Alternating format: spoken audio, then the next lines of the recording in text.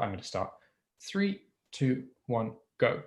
Points of framing around the motion. The first is we think this should take place to the fullest extent possible. That is, we support a cultural norm where everybody prioritizes independence, not necessarily some weak thing where like, oh, on the margins, it would be good if a couple of people did this. But two, even if this debate is about the extent to which the phenomenon is already happening, a couple of observations. One, this will symmetrically decrease all of opposition's harms. That is, if a very few, and presumably the most empowered women frequently are the people that do this, they are the least likely to face opposition. And importantly, it will not be the case that people are finding it difficult to find meaning through relationships with other people because it's not a norm that coerces them. But secondly, we think over time, this debate will diverge. That is, under their side, they will continue to prioritize human relationships because they will never support individual people stepping forward. Under our side of the house, we think over time, this will change. Look at the fact that names exist for this in almost all Chinese markets. Like the Japanese have this norm of single women weddings. Look to the fact that as more people do it, it becomes normal. If the wealthiest people do it, then this becomes something that's desirable when they start posting on Instagram. We think around that, then consumer cultures will develop such that these two worlds will diverge. Our first argument that people are happier. A frame here is we think the fact that humans find pleasure in other people is socially constructed. It is because I am told that I should marry someone who is female, who is nice and will look after me, that might be something that I desire. It's because I'm told that I'm uncool unless I have friends. That is something that makes me feel worse about themselves. We do not think humans have to be this way. We think there are three ways that we're better off under our side of the house. The first is that you're more capable of pursuing projects.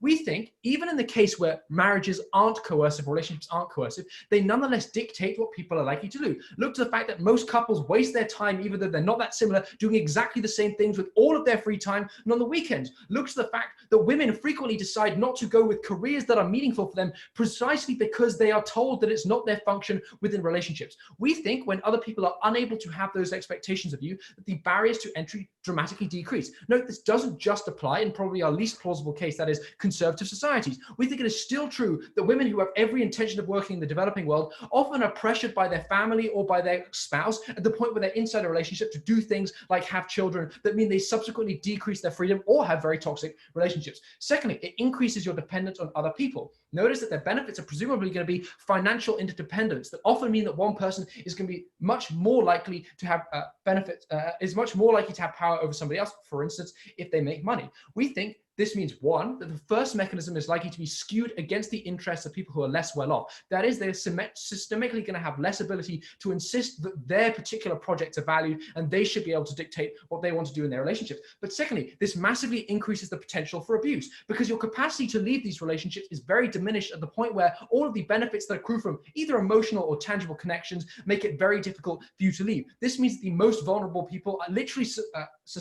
put themselves up for continued abuse and domestic violence under their side of the house that doesn't happen through a mechanism of independence. Third mechanism, we dramatically improve human relationships. One, it is more thoughtful. Notice that we think a system of independence means that people make active choices to go into relationships. This means either it will be less of a default. That is, you won't run into it just because you have a crush on someone and realize 2 years down the line you made a horrible decision because you're not prepared to give up your career for them. But secondly, in more conservative societies, we note the decision to enter a relationship is literally not an option that people have. We think, by contrast, in a culture where we preserve independence, the default will not be going into relationships so that it is far more likely that people will make good decisions about which one they will enter. Secondly, we think you'll have more freedom to pursue it. If you look at the women who take part in these cultures in Asia, for instance, it's not the case they never talk to other human beings. We think the difference is you're less likely to have individual relationships that we've designated by society as culturally valuable, but these often preclude the ability to have other relationships. Look at how men currently say, you can't talk to this person because that's unacceptable. That's not what we agreed upon in our relationship. Without these norms, when you don't commit to one person in particular, you are far more likely to have freedom.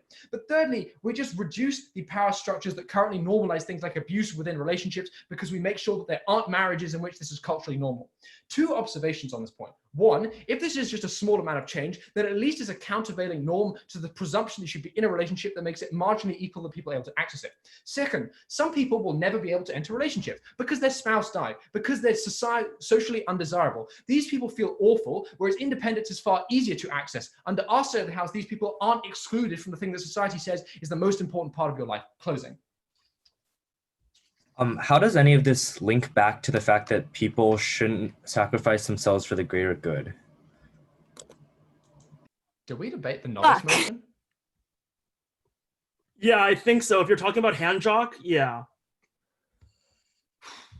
All right then.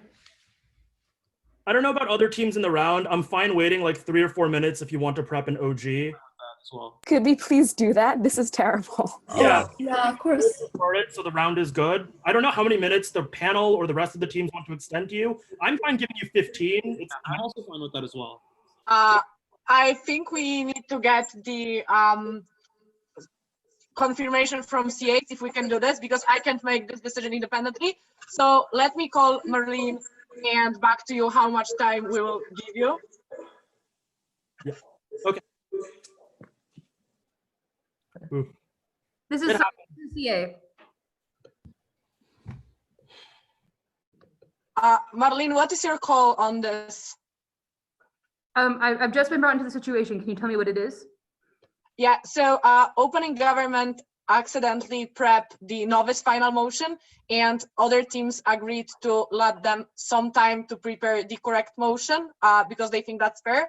So the question is if they should be granted 5, 7, 10, 15 minutes, and who should make the decision. So I don't have authority to make.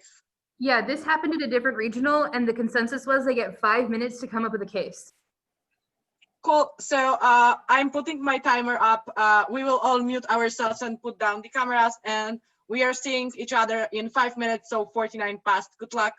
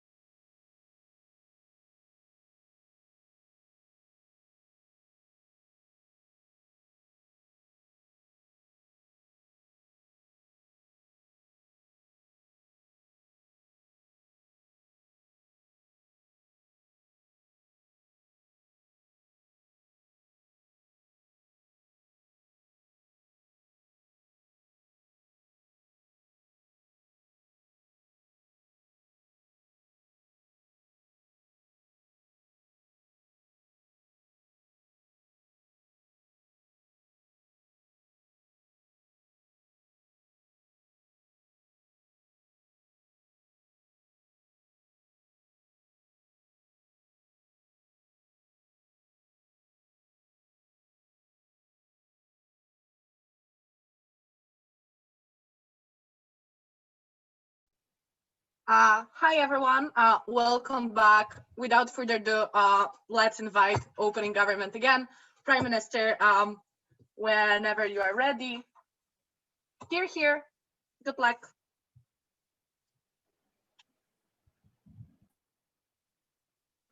You got it, Greg. Just like to thank everyone for their generosity. I'm going to start in 3, 2, 1. 2 arguments in this speech. The first is that it is irrational for people to observe this norm, and we don't think it makes sense for people to prioritize the existence of other people or the needs of other people when it's not clear they exist over their own interests. That is a principled argument about how people should behave that I think other people in the team other teams around need to engage with if they want to win this debate. The second is going to explain, even if we do accept that other people exist, that their experiences are certain, that they do generate moral obligations, we think is incredibly coercive. The important thing here is this motion doesn't compel us to say people should not be altruistic. People should not give something up. Indeed, it does not even require us to say that people should not give to the level of marginal utility. The debate is instead about whether or not people should literally give their lives or sacrifice disproportional amounts under their sub-house in order to ensure some nebulously defined goal. In particular, we oppose that, and we think it gives governments great power. First thing on why it's principally irrational.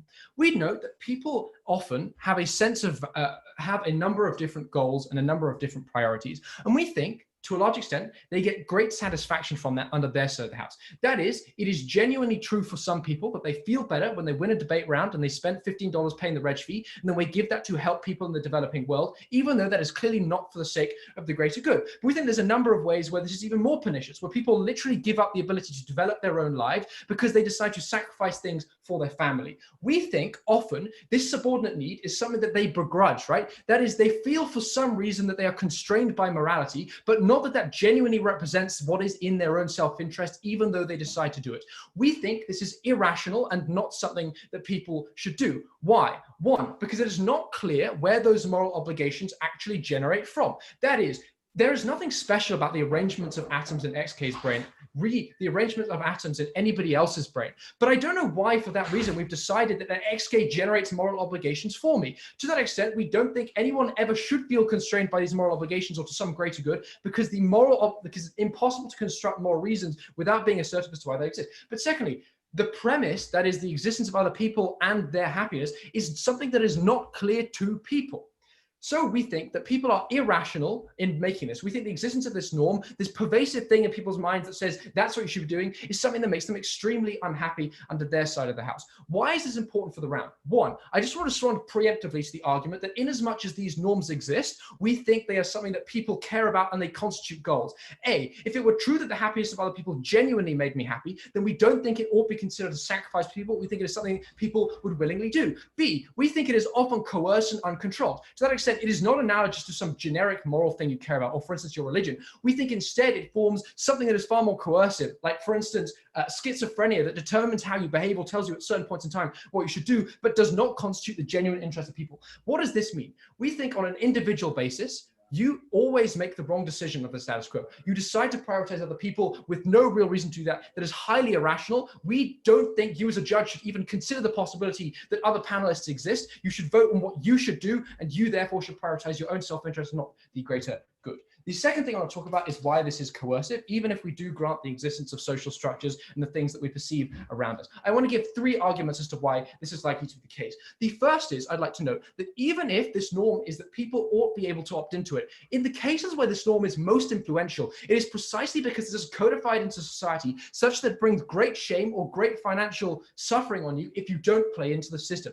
That is, for instance, we think the norm in Russia of sacrificing yourself for the motherland is constructed not as a voluntary thing that people can opt into, but literally through the system of conscription. We think this means that people rarely have the ability to choose. But secondly, we think as a consequence of this norm, we often decide that the people who do give themselves to society don't actually deserve recompense under their side of the House. Why is this going to be the case? We think at the point where it's seen as likely to be someone's moral obligation to care about this, someone's moral obligation to behave a certain way, rather than a choice that we can praise that someone can voluntarily opt into, that stuff changes dramatically. Because we think instead it's become seen as part of the natural order and not as something praiseworthy that literally deserves some kind of recompense. When we see it as normal that people on the front line should give their lives saving the coronavirus, we are far more likely to do things like in the UK, clap at 8 p.m. every evening instead of literally guaranteeing them protective equipment. We think when it becomes normal and acceptable that soldiers should give their lives for amorphously defined causes, that the impetus to actually pay soldiers, to make their conditions better, or to reduce the circumstances that call for the need for the sacrifice go away almost significantly under their side of the house. I want to add a point of framing here. We think even if the ends are good, the burden for opposition to show that the greater good is an important cause is enormous. Because if we're calling on people's sacrifice, this is not to the level of marginal utility. This is not saying give up something that is mildly irrelevant for you. In practice, it means people give their lives. It means that women who are told that your main purpose is to be a reproductive organ, in many cases, will literally sacrifice their happiness, their own bodies for the sake of some religious or abstract goal. We think that these people are the least well off. Their autonomy is constantly violated, and we think the greater good needs to be bloody well argued from opposition for them to take it over this suffering. Because with the alternative, people just don't do this stuff in the vast majority of cases. Even if they do it, I'd like to note, by virtue that these coercive mechanisms go away, we think, one, they are more likely to have opted into it, which is principally better and means that we're likely to have selected for the people for whom this is the most important. But two, by virtue of the mechanisms that we've talked about, we are also significantly more likely to make sure they are well compensated, well treated for, and far less likely to be oppressed, even if we think their cause is an important one. The final thing I want to talk about is the ability to define what the greater good is. This is massively socially constructive. So even if opposition wants to stand up and say, there are some things which are socially good, note what happens under the status quo. Religions have the ability to tell people you go to heaven or you go to hell unless you believe in this. This we don't think has any intrinsic spirituality. In fact, we think it decreases the ability of people to say what is important to themselves, because there's this stigma in their mind, or this coercion in their mind, that tells them what is important at every particular point in time. We'd also like to notice that this means that states, for instance, are very able to construct the norm of the greater good under their side of the house. That is, under our side of the house, what you say is your individual experiences are important. We don't think that for the sake of the state, you ought to give up huge amounts. But this often means that people are less willing or far more scared to stand up for their own causes, to say, well, actually, the state doesn't really work for me under my side of the house. Benefits don't actually accrue for me. I think what they're going to say is you should care about other people's and democracies, etc., under our side of the house. But I'd like to notice that most people think they are well off. We think when these people, like 90% of people think they live above median in the society. When these people don't agitate for change, the capacity of governments to make sure we don't get legitimate government representation is enormous. That's when we get huge amounts of oppression, because the purpose of the state overwhelms the needs of individual citizens and not the purpose of making sure the poorest are best off in their societies. Proud to propose. Thank you very much to Prime Minister for that fine speech. We are ready to call Leader of the Opposition to continue. Hear, hear.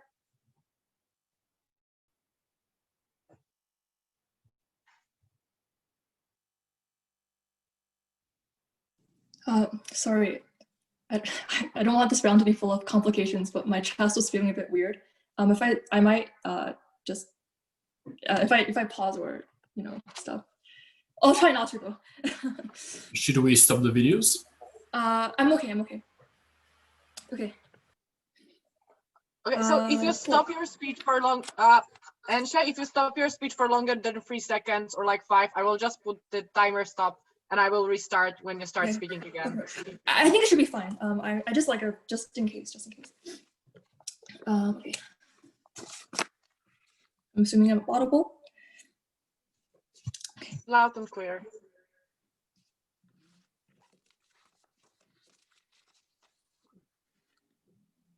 On opening opposition, we believe that ideals in this world should be hard to achieve. They should be aspirational, i.e. they should be trying to drive against the human tendency for selfishness and laziness and inertia. They are what drives change in society, and they are what allows us to have the civil liberties we enjoy today. I think our characterization of this is not as OG asserts, which is so extreme as to literally having to sacrifice your life for some sort of ideal or goal. I think it can look like things like donating money as an extension of yourself, or direct service in terms of community service. But I guess in the extreme cases, we can also defend some individuals sacrificing a lot more than that. Before I get on to my 3 pieces of framing and argumentation, I want to rebut quickly just do some extraneous rebuttal. The first thing that Greg says is that not everybody can possibly exist, and that you would have to sacrifice a great amount in order for that not everybody in society exists, and you have no idea whether or not these individuals truly are real. I think that this is kind of a ambitious argument to prove in like 30 seconds. I think we must, as human beings, operate on the premise that other people are around us and that they give us some sort of value. Otherwise, it is really hard to live in society. You might just go crazy because you think that, nothing is real. There's no point in anything, and you might just fall into nihilistic depression. But notice, right, like the premise that other people exist and are moral agents and value are things that underpin like services, for instance, like the progressive taxation system we enjoy in many Western liberal democracies that cater to the most vulnerable and ensure that they are not harmed. So I do think you have an obligation to society in that sense. Second thing that he says is that, it is really important for us to be self-interested, because otherwise, we just performatively clap for the doctors and nurses working coronavirus shifts, and we only performatively support soldiers. I think this is actually precisely the examples we need, reasons to support why you need people to give to the greater good, right? You want individuals to care about these doctors and nurses so you can donate money so they can have PPE, so you can ensure that they are safe, so that you can ensure that our military is not abusing soldiers, and you can campaign for these things. So I think these examples flow to our side. Last thing he says is that states constructing the norm of the greater good might lead people to oppress themselves.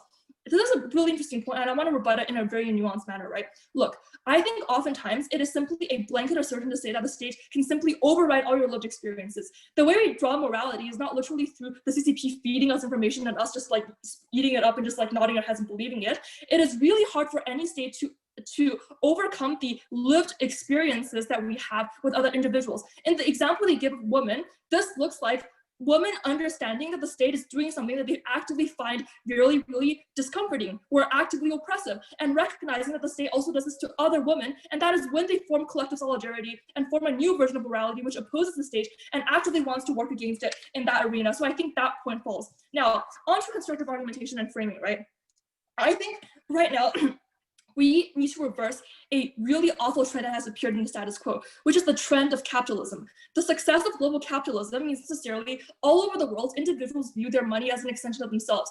Things like selfish collecting of money is something that is actively encouraged, and the idea of donating your wealth to other things is not normalized at all in the status quo. Your wealth is the extension of yourself. That is a norm that has been ossified, and people genuinely buy into it. Your morality is to earn and accumulate as much as possible, and this is really not your morality, but the norm is to earn and accumulate as much as possible. And this actually makes people really dissatisfied, right? Because wealth is viewed as an end, not as a way to connect with other people or not help other individuals, which you, I think, principally need as a human being.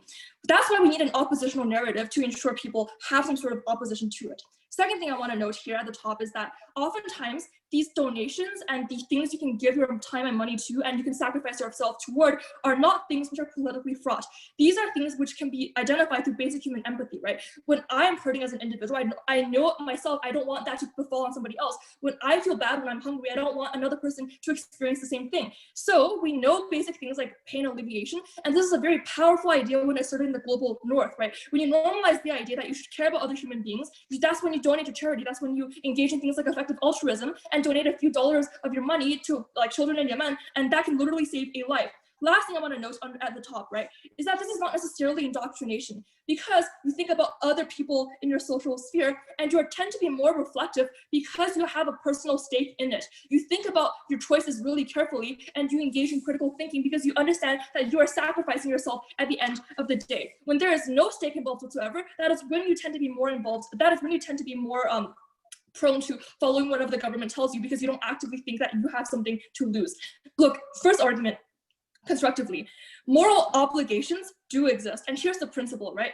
Your wealth is something that is generated by society. Society provided the conditions necessary for you to accumulate this wealth in the first place, provided the infrastructure for your social services, provided oftentimes in many countries the health system that you have, the friends and family that you have, the happiness that you base your worth around. I think moral obligations do exist, right? Which is why principally we think that white Americans owe something to the descendants of slaves who literally built their country, and that is why we support us distributing widely to the entire social strata. Second argument, therefore, is simply utilitarianism, right? I think this is quite intuitive in many fronts. The first is you can donate your money through service, and I'm going to unpack this point for you now. Without the idea that you should sacrifice yourself for other people or sacrifice your money, nobody would want to sacrifice themselves for civil rights. There'd be no resistance to things that prop up like authoritarianism, right? There'd be no rallying for things like the liberty that we enjoy now. Today, the nuance under this point is we actually are the team that increases choice in the long term because we reduce the collective burden. When you normalize this as a society and when you encourage everybody to give a little bit up, that is when individuals do choose to sacrifice themselves. They don't have to sacrifice that much. This is especially true when you get wealthier individuals to donate to things like social justice movements, when you get more influential politicians to push for things like social change. So that way, not everybody has to bear the disproportionate burden of fighting a fight alone. Next thing I want to talk about is donating money, right? Donation of money to altruistic causes can be incredibly efficient. You donating even 5% of your wealth or 10% of your wealth can make a huge difference, especially if you're somebody who's living in the global north and you're donating like key essential medical services to individuals in the global south.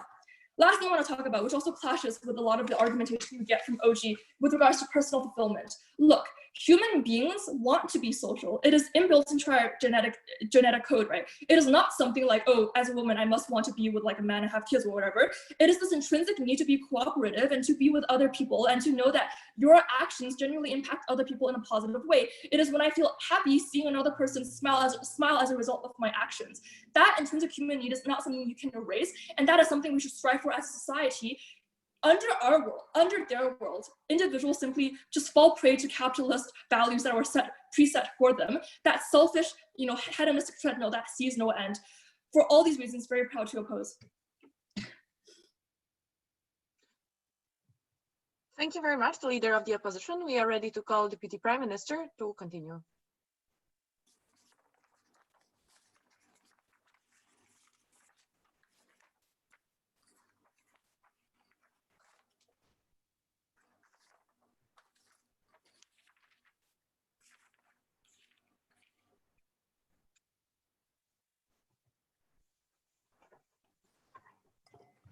Could I please get POI's people either wave, or if I don't take you by like 5:30, just say POI.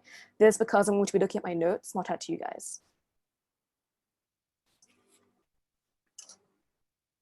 Even though we only got 5 minutes to prep, I still think that OG has a better grasp of this motion than OO does. Look, we don't have to defend. People should be absolutely selfish and not do anything that advance their own financial interest. Here's why, and this takes up the two major arguments we get from off bench. What we get is one, that it's better for us to have this norm of sacrificing yourself for the greater good because this means we get more people to campaign for the social movements. A couple of responses. One, note that all the reasons for why it's good for people to campaign to social movements are rooted in selfish reasons, i.e., I, as a woman, feel oppressed by the state. I think this is unfair. I think this is unjust. As such, I want to campaign for it. As such, we think that these ideas of injustice inhere within fighting for yourself as opposed to sacrificing yourself for the greater good.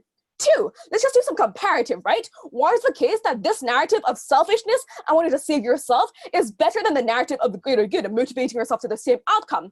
Very, very simply because one, we think that the narrative that you ought to sacrifice yourself for the greater good is inherently majoritarian because the greater good is not about yourself, your family, and the subset of people you belong to, but rather society as a whole, the conception that you belong to this country or you belong to this community.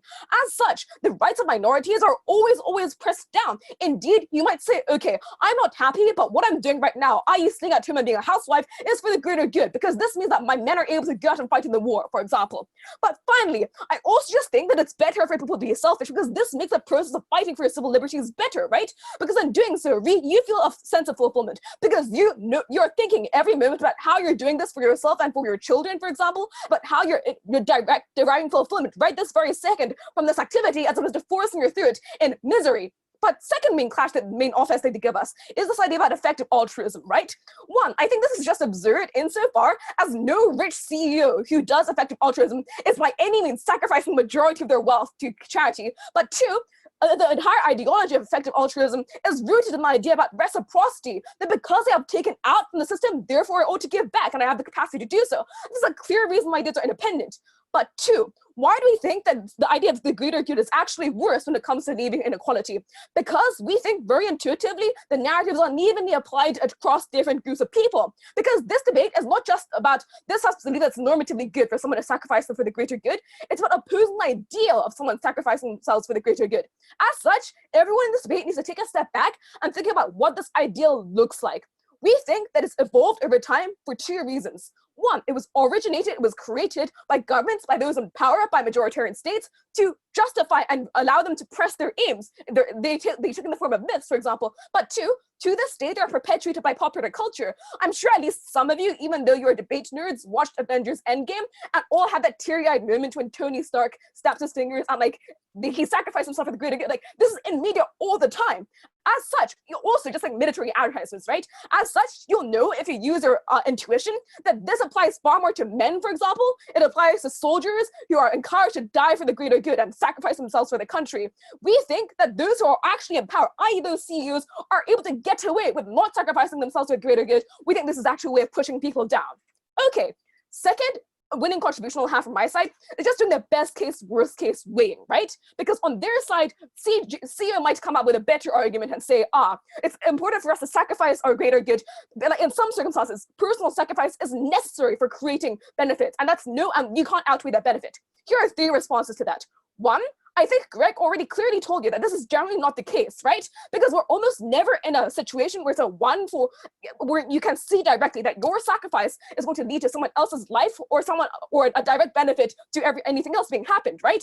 But two, we think to a large extent, the vast reason why there are harms aren't because of your individual action, but because of systemic problems. For example, the institution of racism is not because I am there, it's because it's entrenched in society, and therefore my own sacrifice is actually going to do anything to contribute to this. But third, very, very importantly, because we think that the idea about sacrificing yourself for a greater good is actually a mechanism to prevent the systemic change, because the revolution of these infrastructure is actually actively bad for these elites, right?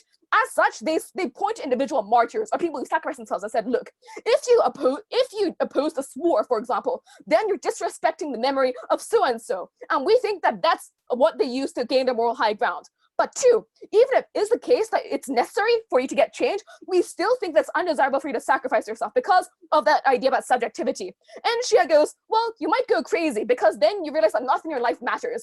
One, I don't think this is the case. If you feel nihilistic and go insane at the point at which you realize that the people around you don't exist, this probably implies that you don't do enough thinking about who you are and why you're happy with your personal existence. But two, even if we don't think that we have to take this to the absolute, right? Even in the most moderate sense, this argument is an argument to suggest that I am only in control and only aware of my own personal happiness, my own emotions. As such, it's unreasonable for me to sacrifice my own subjective consciousness for someone else's happiness, insofar as I, A, have no knowledge of that, and B, have no ability to impact whether or not they are happy and live a good life after I sacrifice myself for them, right? So for these reasons, I think our argument still stands. But third of all, listen carefully, because when push comes to shove, the narrative that you ought to sacrifice yourselves for the greater good never applies to you as an individual. Because I don't see myself as a hero. I see myself as an ordinary person. The way media has shaped the legend of the martyr makes it such that when there really is a disaster, there's a bystander effect as ordinary people, wait around for that savior to leap out and save you all. I think therefore you create a collective action problem. And in fact, this narrative that extraordinary people sacrifice themselves for the greater good is actually counterproductive. Now, let me explain why Greg substantive has been winning. One argument that was unresponded to was the idea, one idea that they gave us was this idea that, you should still sacrifice yourself because of duty to the state. One, you pay taxes, you shouldn't sacrifice yourself. They have the burden to justify you need to go above and beyond and not just give taxes, but also sacrifice your very existence. But two more reasons. One, I didn't create injustice and therefore I'm not responsible for solving it. But two, I didn't opt into the state. For these reasons, I think is dead in the water. Finally, on why exactly we think there are broader social problems too, right? One, because we think this perpetuates sexism insofar as it perpetuates narrative that men are warriors who are martial and protecting others, and that women are fragile flowers who ought to stand in the backside. It's inherently violent and relies on myths from ancient warlike society which perpetuates these ideas. But second of all, because we think it also just idealizes violence and it glamorizes self-sacrifice. Think, for example, of ideas of suicide bombers. We think a world without this is a world where we have much more accountability for the state. We make sure that people don't sacrifice themselves and make sure that they're happy, and that people don't die fighting for religions which hold power over them. We did our best. I think it was enough. Please vote OG.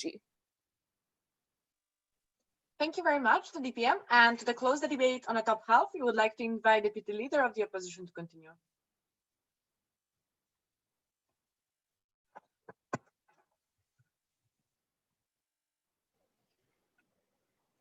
Just a moment.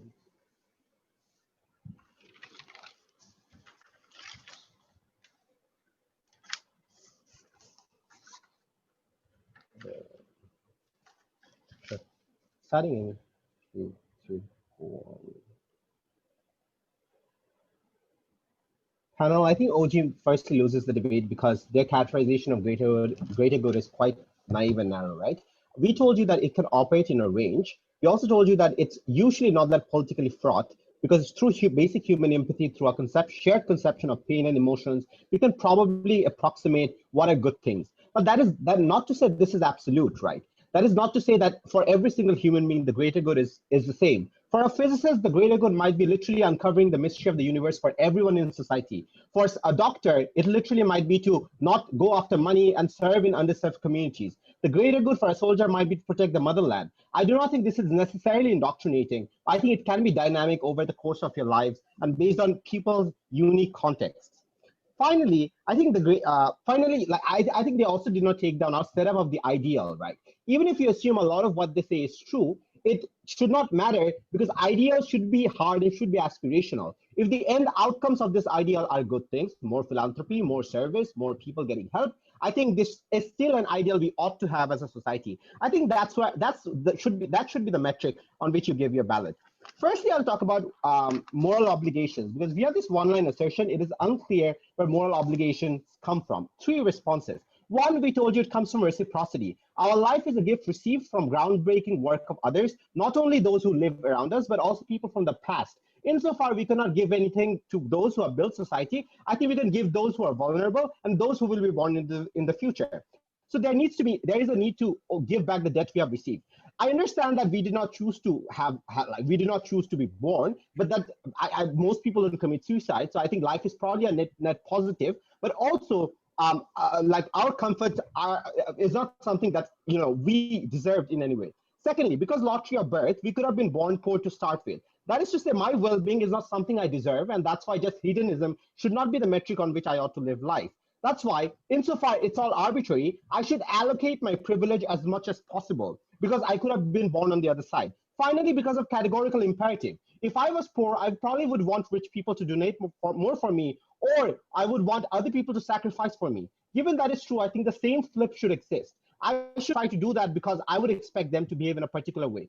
And finally, because of safety, if everyone behaved like this, you would avoid the problems of tragedy of the commons. You would have better welfare systems because it would be safer for all. If everyone acted for the greater good, it would likely be a much more comfortable life for all people. I think for these 4 distinct reasons, it's quite clear where our obligations come from. Secondly, I want to visit the DPM's arguments about how you get social change. They say you do it for selfish reasons, and that's a better way of achieving change. Hilarious. This would only mean the powerful people entrench their power even more because you'll only have empathy for in-group features. That means if you're white, you would only care about rural, like white Americans and not for anyone else because you could empathize with them. Empathy is basically on geographical proximity, right? Sorry, some proximity. I'm pretty sure you get what I mean. But secondly, this only means you'd see reduced allyship for minority groups. That is to say, if I'm not trans, even if I'm if I'm like heterosexual, or if I'm not of the trans community, I would not recognize myself as an ally for them. I would not think their cause for justice as important because it does not directly benefit my selfish interest. Finally, this will lead to more tragedy of the commons, right? Because the person who stood in front of the tank in Tiananmen Square did not do it because of selfish reasons. He did it because someone has to. He did it for everyone else. And that sacrificial nature is necessary for revolutionary change and for resistance, because it makes more rational sense for me not to be the person to stand in front of the tank. But if everyone did that, if everyone acted like that, then you would not see change. And this is important, right? Just because it's ideal to be sacrificial, not every single person will stand in front of the tank. But what we are trying to do is get more people who would be happy to stand in front of the tank. So you have more probability of change. Everyone will not do that. Most people will not live up to the perfect ideal, and that is fine. But this needs to be an aspiration in society, something they completely ignored and missed. So that concludes the point about social change and how do you get it. I think Enshia's argument makes more sense, right? When she tells you that you need like cross-group allyship, but also that it's important for, it reduces the burden on all people. If more people acted for greater good, it reduces the burden on some people to act in that manner. I'll take CG if you have something, because you were really afraid in the last round. Yeah, so why is it that if your response to OG is that people aren't just fed narratives by the state, does this not symmetrically apply to you for things like progressive taxation, given you both are using the same link into why states will use this narrative in a good or bad way? I'm slightly confused by the POI, but I feel like what you're getting, so basically what our claim on the greater good is that it can be dynamic to a large extent. There is a common feature in the greater good though. It's usually deprioritizing the self and over-prioritizing something else. That something else in some cases can be patriotism. That something else can, in some cases, can be service. That something else can be quite diverse. And I think that's a very fair characterization from O as to start with, and was largely accepted by the DPM as well. I don't think it's massively problematic because of that reason. Great. So what was I supposed to do now? Oh, a few bits of weighing, right? Because they say it's likely to be quite coercive. Oh, I want to revisit a few things you heard from the Prime Minister, right? Because I don't think it holds a lot of ground. First thing he says, you know, soldiers give away their life and we give them lower pay. I think it's unlikely because I think the opposite is true. Most soldiers in many places get a lot of benefits. It's not all monetary, right? They get lifetime benefits, pensions, etc. But also they get a lot of status. And there's no reason why money is the end. Just because they are not the richest person on Wall Street does not mean their life is intrinsically less valuable. I think a lot of them would be happy for the status and respect they can command from everyone else. Secondly, they say, oh, other institutions define greater good for you. Two responses. One, we already told you there can be a range of it. People can have choice in defining their greater good. But secondly, even if institution defines it for you, for a set of people, that's a good thing because it saves them from existential anguish. If you're a pious person who does want a purpose in your life, if your religion just tells you that be like serve God or even donate to poorer people, serve your neighbor, that may just save you from greater existential anguish. And I think that's completely fine. Then they say, oh, the state can construct it in some way, right? But I mean, yes, probably they can. But in most cases, I think the features can be quite benevolent, right? But the greater good usually means deprioritizing myself for the collective. That can just mean service. That doesn't have to mean violence. Like the link is tenuous. That doesn't automatically translate into violence. I think it can, but I think it's unlikely. And for the vast majority of cases, it can ensue things like more taxation, just serving other people, or giving away the vast majority of your wealth away. At the end of the day, you get more philanthropy, you get less problems in society only if you sacrifice yourself. Ideals should be aspirational, proud to be in opposition. Thank you very much to DLO and to the team on the top half. Friendly reminder that the speech, we can't make any notes after 7:15. And without further ado, let's welcome the closing half of this debate, and starting with member of the government. Here.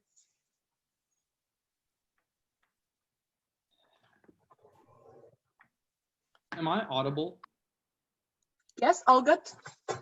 For POIs, I would prefer people ask POIs in the chat. Just flag your position in the POI, and I'll indicate which position I'm taking a POI from.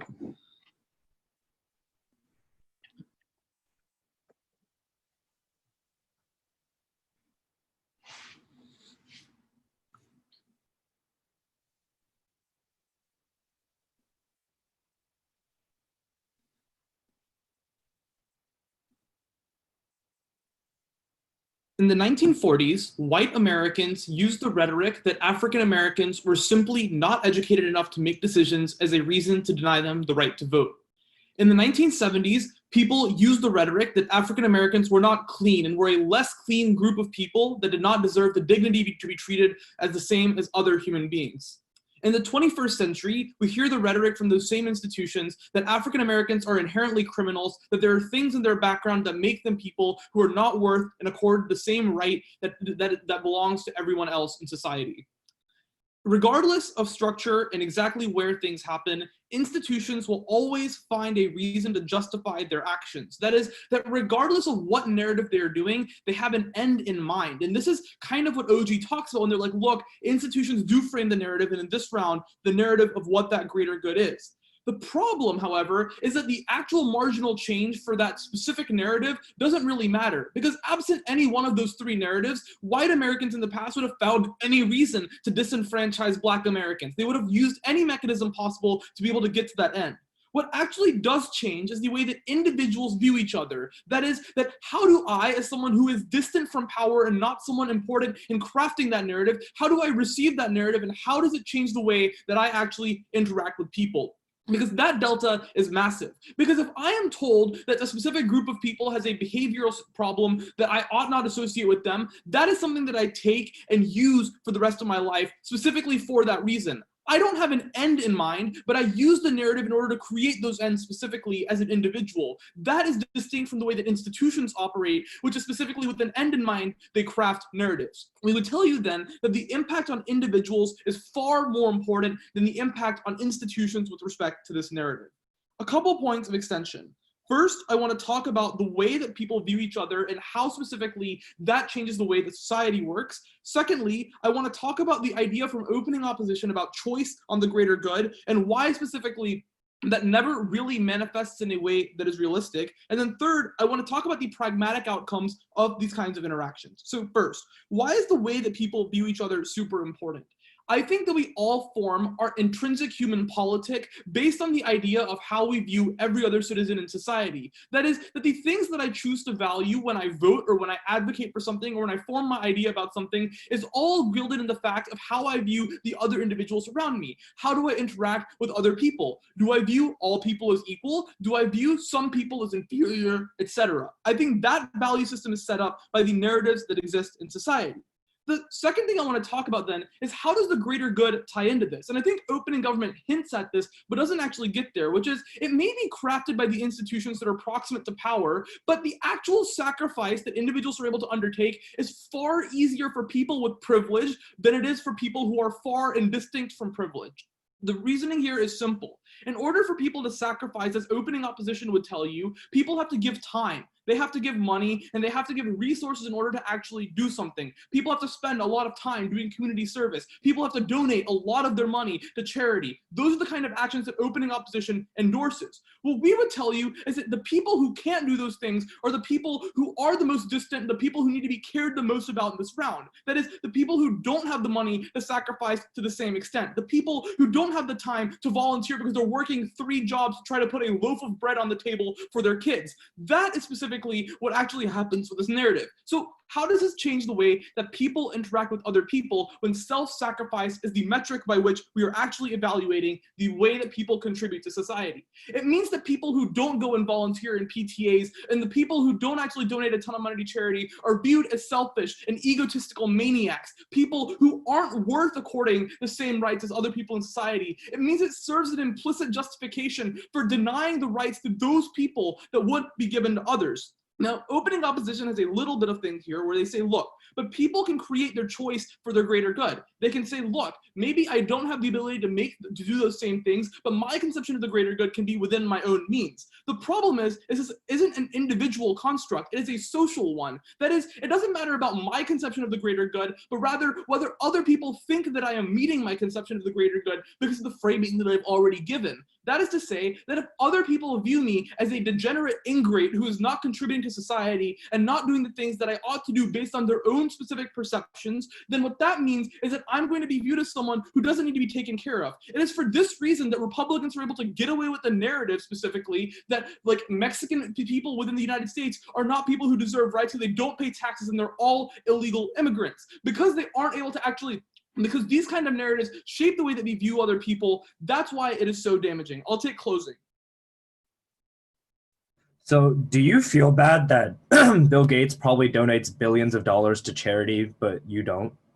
No, but I do feel bad that my relatively wealthier counterparts who live in Boston probably are going to be giving a ton more money to charity and volunteering at PTAs, whereas me, as someone making minimum wage and sending my kids to the same school, can't volunteer at those PTAs. It makes me look like someone who is lazy. It makes me look like someone who isn't trying. It makes me look like someone who doesn't care about my kid. But no one wants to hear about any of those narratives because it is more socially digestible to understand that I'm not willing to sacrifice myself for the greater good. The pervasion of this narrative is extremely damaging because it is weaponized in the way that hurts minorities the most. That is, that any presence of this narrative is going to be twisted and turned against the people who are least able to advocate for themselves, and that is why it's so important.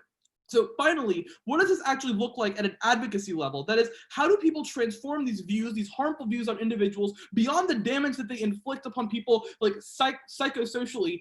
Beyond that, how does it actually transform itself into legislative entities? It means that white people in a lot of suburban areas are unwilling to take stances on things like defunding the police and Black Lives Matter. It means that even though they may not outwardly support police brutality, they're also subconsciously thinking, well, that Black parent never really showed up to help volunteer at the PTA. That parent never really contributed much to society. They don't donate a lot of money to charity. Those kind of conceptions now bleed into the decision making that they make in other facets of their life, meaning that when it does come time to advocate for things that really do matter, they stay silent. They are never there to be important allies for those people because they truly believe that those people weren't there actually serving their community when they could have been. It is this misconstruction that creates a huge tension with the entire narrative on the opposition bench. That is, the greater good ought to be something that we should embrace if everybody could realistically create their own conception and strive for it on their own. The problem is that when you create an ideal of sacrificing yourself for the greater good, it is the social conception of the greater good that is always overriding and that always leads to people being discriminated at the bottom. Extremely proud to stand in closing government.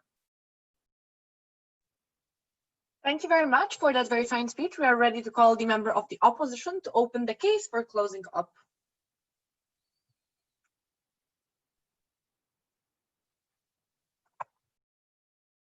Okay, cool.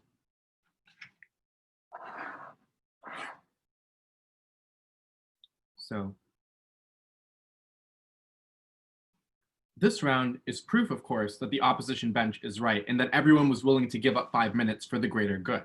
Of course, in fairness to opening government, what they would say is that that is not actually sacrifice, that giving some amount of charity in order to achieve marginal utility is completely fine on either side of the House. So what we're going to do on closing opposition is provide a distinction and uniquely do two things. Firstly, we're going to explain to you the counterfactual. We're going to explain to you what the alternative narrative to sacrifice being good is, why that narrative leads us to lie to ourselves and leads to insidious outcomes that prevent the kind of charity that OG and CG want. But second and more importantly, we're going to defend sacrifice to its fullest. We're going to tell you why it's okay for people to give their lives for the greater good and why all of us being exposed to that, why the idea of martyrdom is a good thing because it makes all of us better people. So first point of extension, what is the counterfactual, which is something nobody has talked about in this round until now?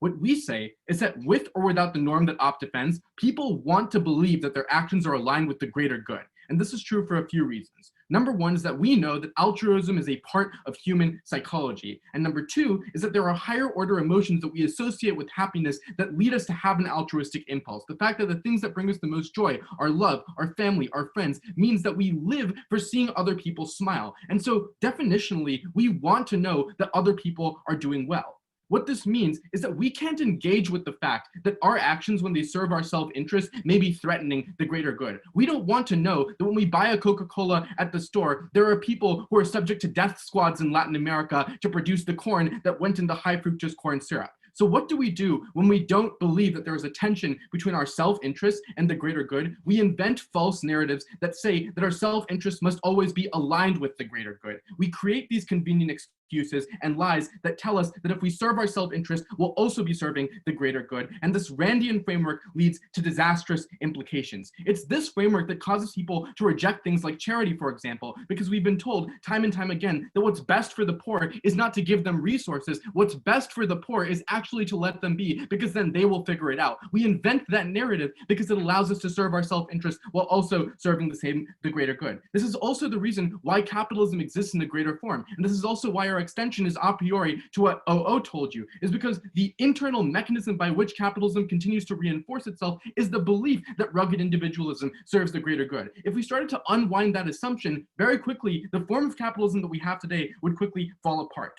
So on our side, first of all, we identify the tension between our self-interest and the greater good. Not everybody is going to make a sacrifice, but acknowledging that there is a tension and that sometimes you have to choose is fundamentally the most important impact for 3 separate reasons. First, it's a matter of capital T truth. What makes humans distinct from any other animal is that our purpose is not just to survive. Our purpose is to have agency, is to think critically about things and to make free decisions. We cannot make free decisions if we are not first aware of the fact and the truth. And so acknowledging the truth is the most important consideration. Second, and more importantly, highlighting the tension between our self-interest and the truth may get us to a better outcome even when we don't have to make sacrifices. Once we identify those tensions, we can move things around. We can change the incentives in the system, and we can align the self-interest with the truth where it might not be by default. For example, implementing things like a carbon tax can align the market self-interest with what is the best outcome for society. But if we operated on the assumption that what the free market gave us was always best, we would never even think to do so. But third, and most importantly, there are just some issues where you have to make sacrifices. And if you lie to yourself and don't make those sacrifices, you end up in a worse place. I think climate change is an outstanding example of this,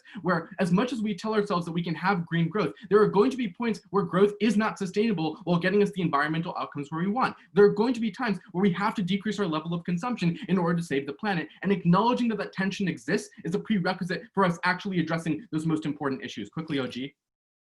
The existing norm is not, you should sacrifice to whatever you think the greatest good is. Instead, social structures coerce you by telling you what that greatest good entails, like religious, spiritual deliverance, and then you are coerced into doing this by virtue of the mechanism. We don't preclude the possibility of people to have other altruistic goals by virtue of this mechanism.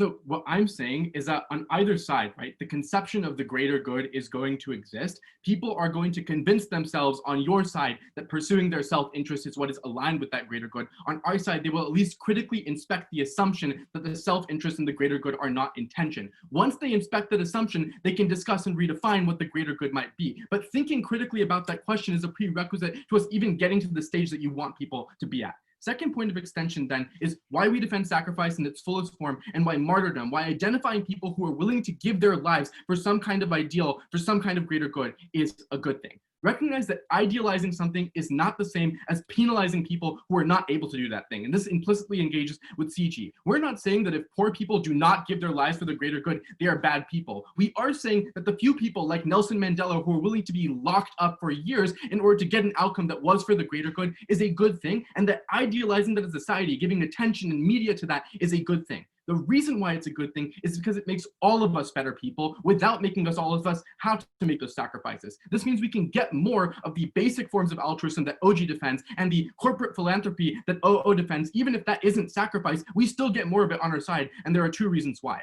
Number 1 is just availability bias. If we see more of those limited instances of sacrifice where people are willing to do something extreme in order to achieve the greater good, we're more likely to think of that as something that is common, as something that humans actually do, that's part of the human experience. And therefore, we engage in mirroring because we admire those people. We try to mirror it in whatever limited way we can, subject to whatever we can do with our lives while maintaining some level of normalcy. This means people act altruistically more. They're more likely to donate to campaigns that are aligned with progressive goals. They're more likely to donate to charities, even if they themselves cannot give their entire life to these beneficial outcomes. So we think that we're going to get just better outcomes across the board on what the opening half wanted. But second, and more importantly, people are also more likely to take care of those who actually have to make those day-to-day sacrifices. And this engages with the analysis we heard from OG about doctors, for example. The fact that now we're learning that some doctors actually have to die when treating COVID patients makes us more receptive to taking care of doctors. And it means that in the long run, we're more likely to take care of our healthcare professionals, of our nurses, even though they were undertaking those risks every single day of their careers. We had to hear about the most prominent instances of sacrifice for us to be willing to take care of those people. And so to that end, it makes us better people across the board. We get more of the outcomes that every single team wanted. Quickly on the analysis about how the poor are going to be shut out of this. First of all, again, we are not penalizing the poor on our side of the house. Second of all, this is empirically untrue. The poor give a greater proportion of their income to charity than the rich do. Why is this the case? It's because of the harmful narratives we identified in the first point of extension. The rich are more likely to believe that their self-interests are always aligned with what is in the greater good. On our side of the house, we make it more likely that people hold them accountable and say, you must identify that tension. You must give back to your community. We are the only side that engaged with the crux of the debate.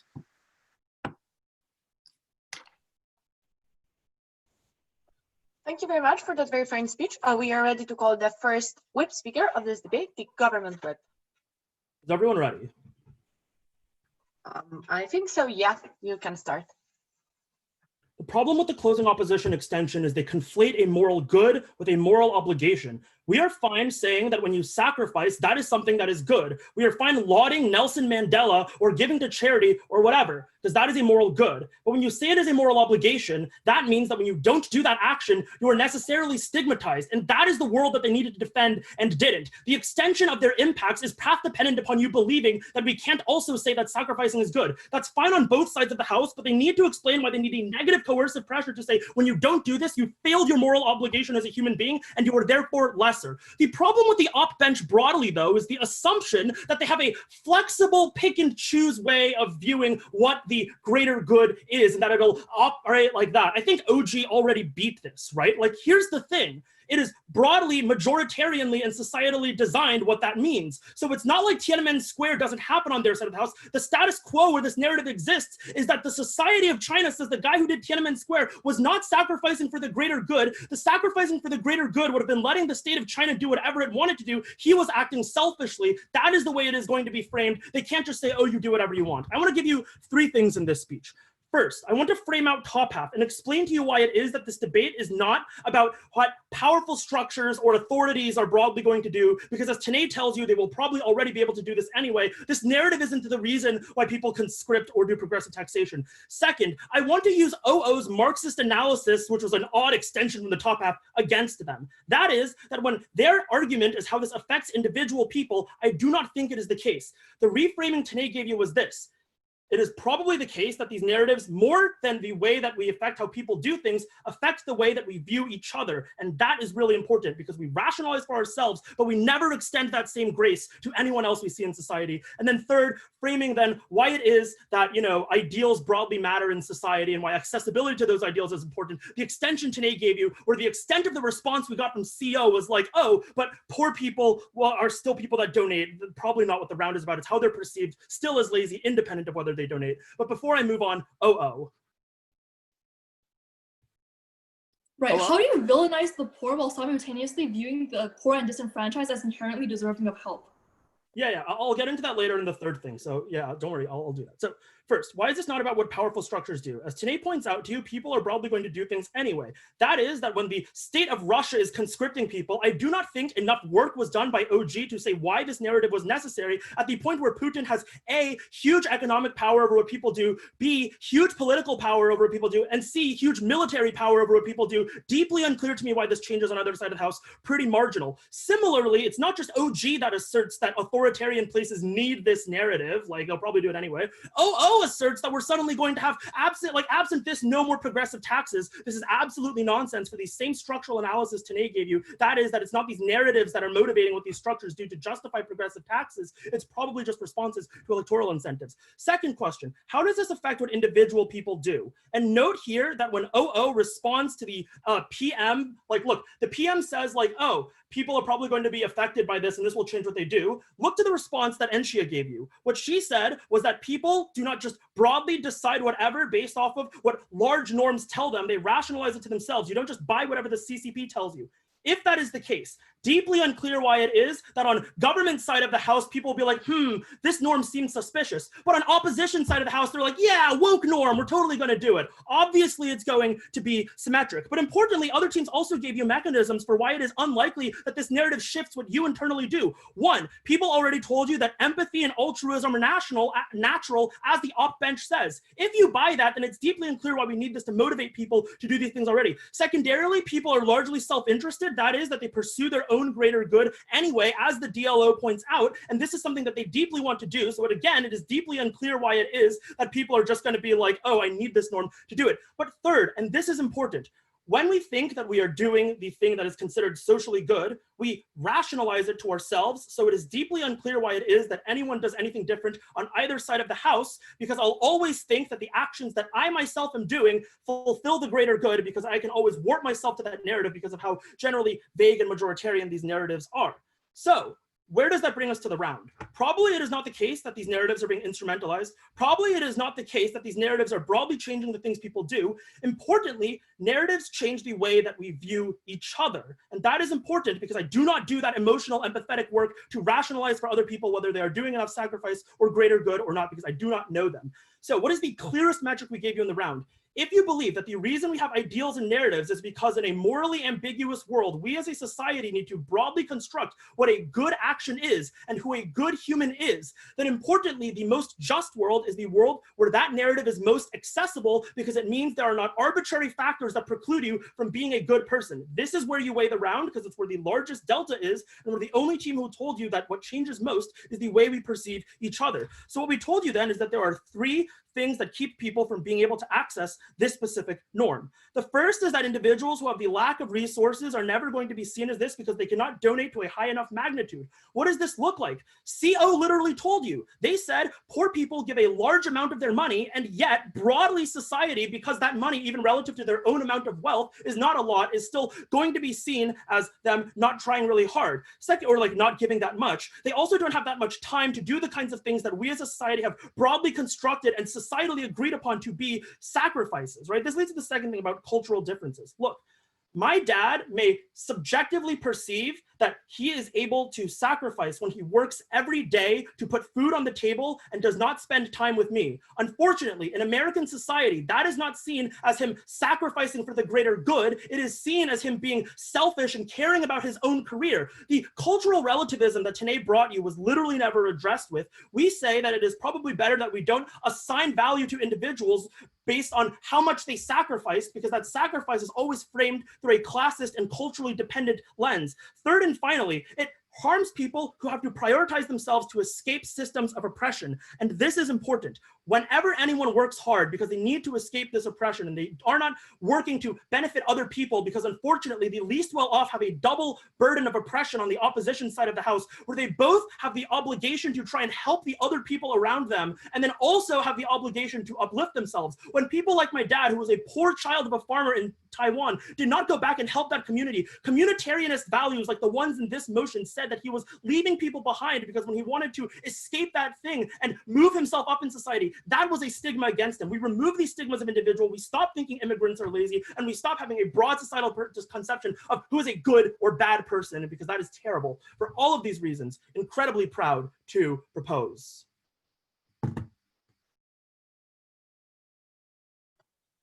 Thank you very much. And now it's time for the last speech of this debate, the opposition whip. Here. Cool. Am I audible to everyone? Yep, loud and clear. Okay, nice. In this speech, I just want to explain why Devesh's new material wins this debate on two questions. Firstly, the question of what this comparative actually looks like, because, you know, when narratives don't exist, another one probably takes its place. And secondly, why this betters general society's practices in general, right? So firstly, what do we think the comparative is, and why is it important that Devesh prove this to you? I think that what Devesh explains to you uniquely in this debate is that there are structural incentives that mean that the resulting counterfactual is likely not going to be just a narrative that says sometimes you can be a little bit altruistic, but most of the times you're self-interested when that's something that we think is good in this debate, but rather it is more likely going to be a narrative that justifies people's selfish practices, irrespective of whether or not this hurts everyone on broad or even hurts themselves, and then ignores the fact that there are greater goods that can both help themselves in a self-interested way, but also everybody around them. Note that the previous speaker had basically no response to this whatsoever. This is important for two reasons that basically outweigh everything else, right? Firstly, note that this mechanizes basically everything that OO claims, right? Because A, this is the comparative to show why any of their arguments actually matter in this round, and B, it also shows to you all of the harms that they claim OG and CG have are likely going to actually happen. But secondly, note that this uniquely links into the discovery of what the greater good actually looks like. That is to say, Devesh explains to you why having this narrative means you're much more likely going to seek the truth that is behind what the greater good looks like. This means that A, individuals are granted agency and autonomy that they don't get on their side. B, it means you find more issues that might affect broader society or affect the greater good that are able to enable other people to have more material benefit and more agency. No response. Thirdly, he tells you why this allows you to find self-interested related trade-offs that you otherwise wouldn't have. And this addresses like the principle from OG, right? Because even if it is true that you shouldn't care about your family, that you shouldn't care about the people around you, that you should only care about yourself, the fact that this narrative exists means you're much more likely going to interact with the concepts and ideas that could help yourself in a self-interested manner. What do they hear in response, right? The first thing that both houses say is, both like OG and CG say are like, you know, you can twist narratives either way, right? Like governments are going to abuse the narrative that is going to end up forcing people to do whatever they want them to do. A few responses here. Firstly, yeah, but one narrative is you should be selfish, and the other one is that you should be selfless. And so even if some governments can abuse the selfless narrative to make you do things that are in their own interest, the other one already made them try to do that in the first place. That is to say, right, like Devesh explains to you that people have natural incentives to A, avoid the consideration of the greater good when it comes at a trade-off of their own self-interest, and B, to only care about issues that are proximate to them, right? So the worst case scenario of what all of Gov's arguments are is what their side needs to defend in the first place. Secondly, note that institutions will always twist narratives, right? It doesn't matter what the narrative is, someone will find a way to twist their narrative into to like abuse people just as much, right? Like I just really don't think in the counterfactual they want to defend that like the Russian government is going to say, ah shit, this ideal doesn't exist, I guess we can't control people to be patriotic anymore.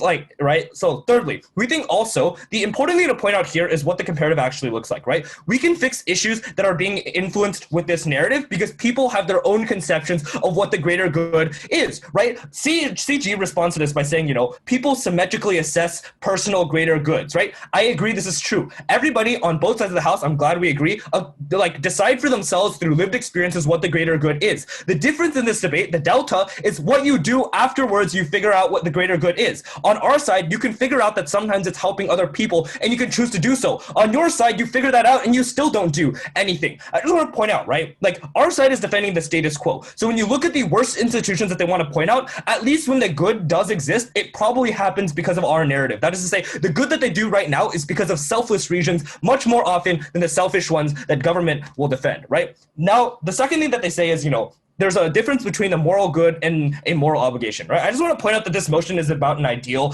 not an obligation. And so like, even though this clarification was probably useless, that only hurts their case. And this is why, right? Let's look deeply into what closing government's actual argumentation is. They say sacrifice is more accessible to people with privilege and thus this disenfranchises people who aren't. Here's the two reasons why that's not true. Firstly, because it's not earth-shattering to be selfish, right? And that'd be just a mischaracterization of the status quo. I know plenty of people who get around knowing that they're selfish and not feeling guilty about it. But it's even more so about the people that they describe, right? People who are in vulnerable conditions, who can't spare the extra dollar to be selfless. Those people are probably even less likely going to feel guilty because they do understand why they're not doing what other people do. But secondly, right, I just don't think it's true how this comparison works, right? Like I pointed out in a POI that I don't feel bad that Bill Gates starts philanthropy foundations much more than I do. And they said, well, the comparative should be about like my wealthier friends. Like firstly, note the fact that you already justify yourself that those friends are wealthier is the reason why we can probably justify it to ourselves. But secondly, even if this is about the peers who are entirely equal with you,